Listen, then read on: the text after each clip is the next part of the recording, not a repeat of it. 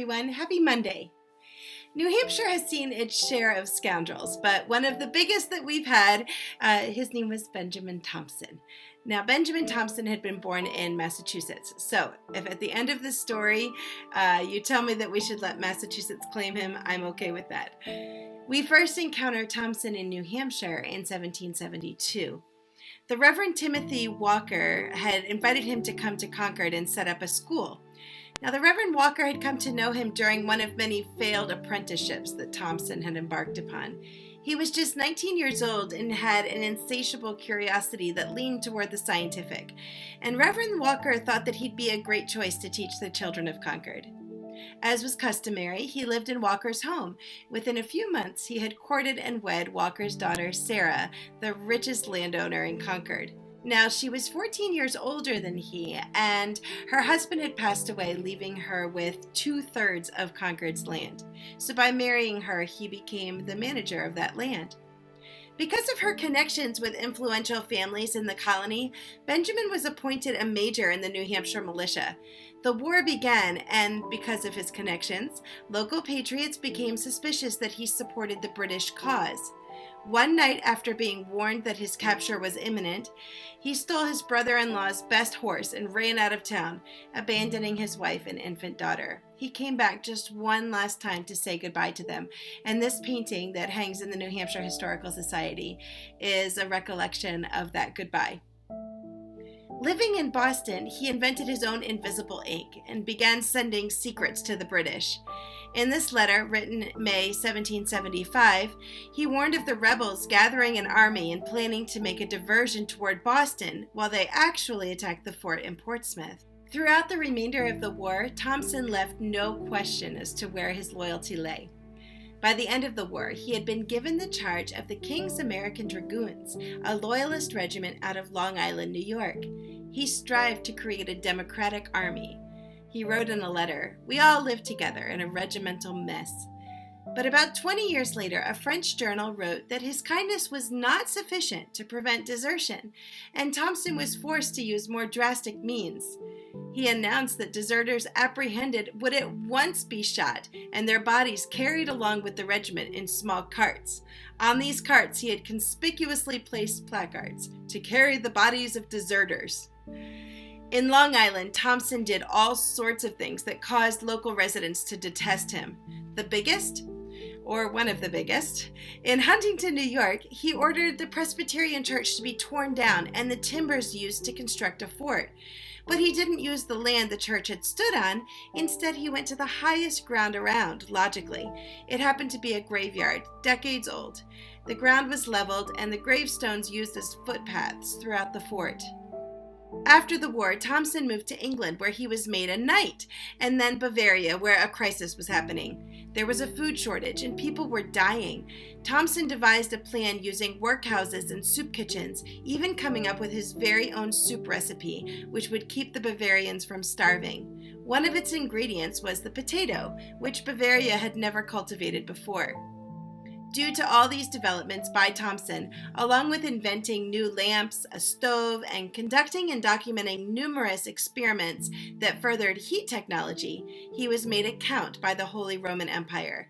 Thompson, as a nod to the original name of the town in New Hampshire in which he had lived, picked the name Count Rumford. Count Rumford never returned to America and spent the rest of his life in England and France. He died in 1814 and is buried in a small cemetery in Paris. I thought it would be a fun weekend distraction for two of my daughters and I to follow Count Rumford's recipe for soup and give it a taste. The picture on Wikipedia did not leave me with a lot of great feelings about it, but here's how it went.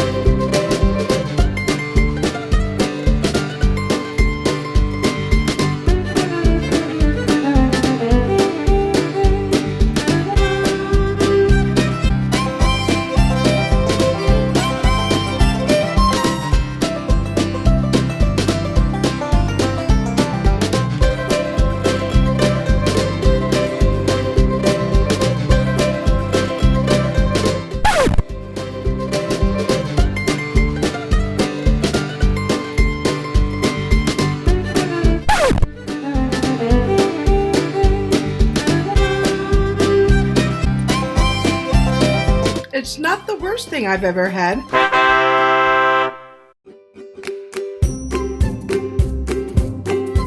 The answers to Friday's trivia questions are: where is Mount Monadnock located? It is in southwestern New Hampshire. What year was The White Mountains, a handbook for travelers, a guide to the peaks, blah, blah, blah, blah, blah, published? It was published in 1886. What day did Alan B. Shepard become the first American in space? The answer is May 5th, 1961. The bonus was, what were the 7 astronauts called who were chosen to participate in the first U.S. space exploration program? The answer is the Mercury 7. Which one of Captain Jones's body parts is buried in Washington, New Hampshire? The answer is his leg. How old was Daniel Webster when he graduated from Dartmouth College? The answer is 19. Today's trivia questions are: how old was Franklin Pierce when he got married? A, 45, B, 18, C, 22, or D, 30? Why are the scales of justice painted on the wall in the New Hampshire Senate? A, because the room used to house the New Hampshire Supreme Court. B, because justice is always important. C, because the artist thought it looked good. Or D, because the governor wanted the scales included. Why was the second big fire set on Mount Monadnock? A, to rid the mountain of wolves. B, to control poison ivy. C, it was arson. Or D, because people were tired of looking at the trees. In the Great Stone Face, the old man of the mountain is called A, a majestic rise above a sapphire lake. B, a heap of ponderous and gigantic rocks. C, the future symbol of New Hampshire. Or D, a climber's paradise. And your bonus is, who wrote the Great Stone Face? Lastly, how long did the Shakers live in New Hampshire? A, less than a year before they were kicked out. B, 400 years, they still live here. C, over 200 years. Or D, 60 years. I'll see you Wednesday with another episode of Live Free and Learn.